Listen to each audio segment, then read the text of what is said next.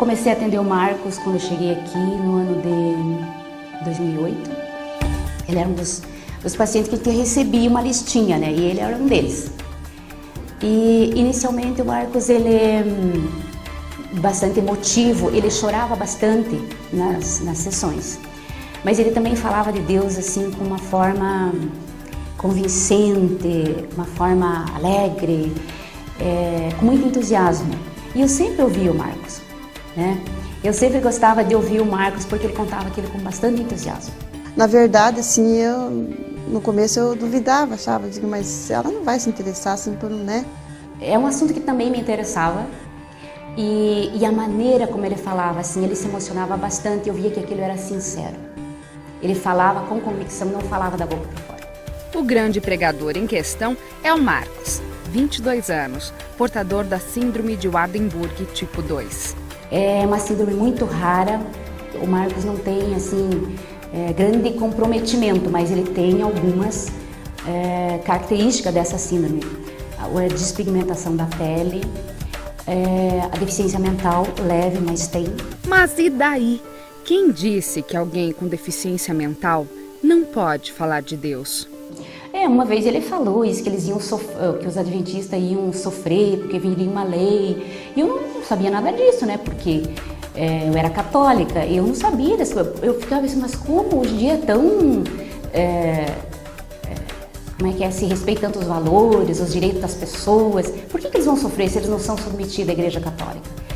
Daí, aí isso começou. Uma vez ela me perguntou sobre o que é essa lei dominical uma vez. E o que você respondeu? É o final dos tempos que vai surgir. O que você fazia quando você não sabia responder o que ela perguntava? Eu vinha até a minha mãe e falava para ela, daí ela ia até lá e na sessão de massagem ela respondia as perguntas da Rosa. Aí entrou em cena a dona Yolanda para continuar explicando o que o filho não conseguia. Mas já que a psicóloga queria saber demais, o jeito foi um método mais definitivo: o grande conflito. Eu olhei para ela e pensei, puxa vida, esse é um assunto assim que é o último que você explica para a pessoa, não o primeiro, né? Quando eu falei da senhora White que esse livro ia explicar melhor sobre a lei dominical, ela se interessou pelo livro, ela se interessou pelo assunto. Aqui eu acredito que eu comecei a querer saber mais mesmo, né? Aí eu acredito que se eu não tivesse lido O Grande Conflito, eu não teria mudado. Foi decisivo para mim. Claro que o estudo bíblico depois foi interessante, né? Muito interessante, mas eu penso que O Grande Conflito foi fundamental. Eu li aquele livro com uma avidez, eu comecei a ler e não queria mais parar. Por quê? É porque respondeu dúvidas básicas que eu tinha. O resultado da sementinha que o Marcos plantou foi o batismo da sua psicóloga. A doutora Rosa aceitou a Cristo e aprendeu do seu paciente que disposição de pregar não depende de inteligência, mas de submissão. E que deficiente, louco mesmo, é quem rejeita essa mensagem. Eu imagino que Deus pode se servir de qualquer membro, de qualquer instrumento para falar. Não é isso? Deus me deu capacidade. Pra quê? Para falar do amor dele. E por que você acha que você tem capacidade de falar do amor de Deus? Por causa que Deus está me dando muita sabedoria. Que quando eu estou sozinho no meu quarto, eu sempre peço muita sabedoria para ele, para fazer a obra dele. Porque aí além da terapia, eu pude evangelizar ela na terapia também. Você que fez terapia nela? Eu que fiz terapia nela. É uma felicidade assim que não tem explicação. É um assunto que não tem explicação. Ou melhor, que tem explicação. É só pelo poder de Deus, porque eu sei que pelo Alexandre, né, jamais ele sozinho, né, faria isso. Mas eu sei que Deus tem usado muito, muito o Alexandre. Não só com a Rosa, muitas outras pessoas, né. A família veio buscar um serviço e me trouxeram um outro bem maior. Aí tá uma estrela na minha coroa. Por causa que eu não pensei que eu ia conseguir converter uma doutora.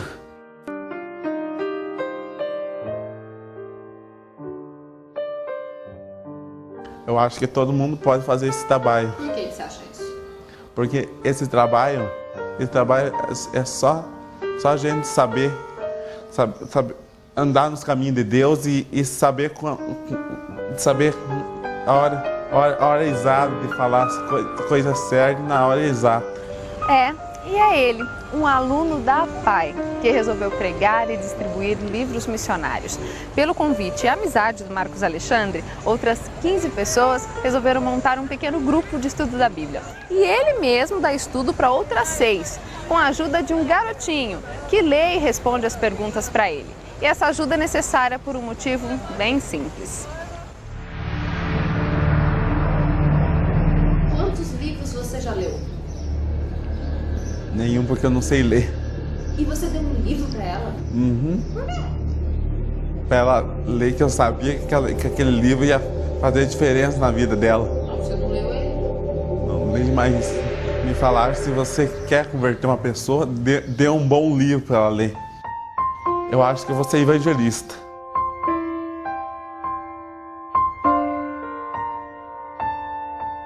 Porque eu amo falar desse meu Deus.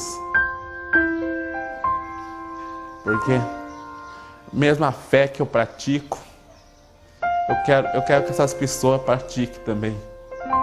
Quero ser evangelista. Ele é um grande evangelista. Essas crianças como o Alexandre e outros meninos que a gente vê, eles não têm dificuldade para aceitar ninguém. E as pessoas que se dizem normais têm dificuldade para aceitar eles. Então isso é muito triste, né? A linguagem do amor, qualquer pessoa entende. Não precisa ter nem inteligência ou sabedoria. A linguagem do amor eles entendem. Porque para Deus nada é impossível.